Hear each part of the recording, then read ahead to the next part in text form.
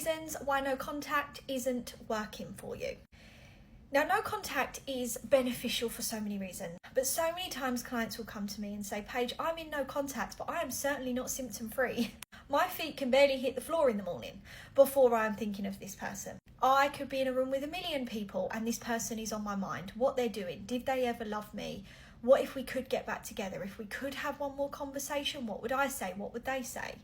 I am not free from the triggers, from the emotion, from the roller coaster that I am on, and from the grief that I am feeling. When will this end? When will I wake up and not think of them? When will the day be where I feel free from this breakup, from this relationship, from the pain, from the hurt? Now, if this is feeling like you, I am running the Detachment Method Masterclass on Wednesday, the 1st of July. And this is where I'm going to be taking you through signs that the brain is still chemically attached. You are possibly in a trauma bond. I'm going to be running you through what absolutely doesn't work and the framework that does work and takes all of my clients from A to Z. So if you are struggling and no contact is not really working, then please click the link in my bio, secure your space. There are limited spaces available, and I will see you on Wednesday, the 1st of July. Number 1.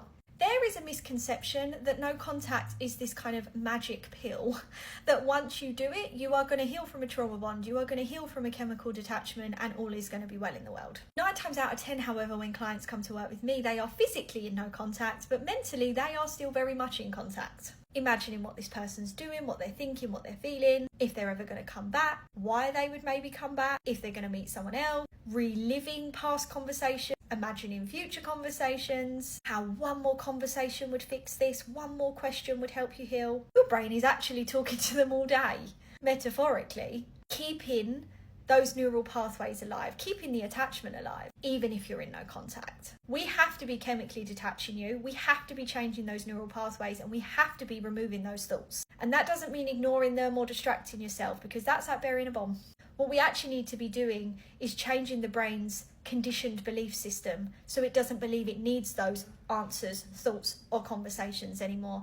The more it let goes of the thoughts, the more you start to detach and feel free from it. But no contact doesn't change the conditioned belief system of your brain. It just gives you space to realize you need to do that.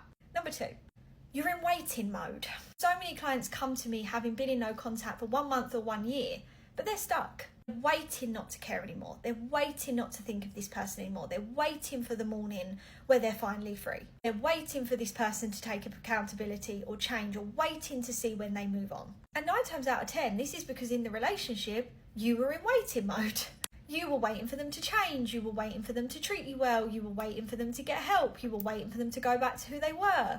Just because you go into no contact doesn't mean your brain says, right, let's leave the waiting room. This time it's just waiting for different things. But being in the waiting room has become your normal. No contact doesn't change that. We have to change that.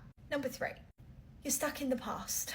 Your brain is stuck in the past. It's stuck in analysing mode. Believing you're not good enough. Searching yourself for answers. Questioning your version of events. Your brain currently is wired to stay attached, look for answers, investigate, understand.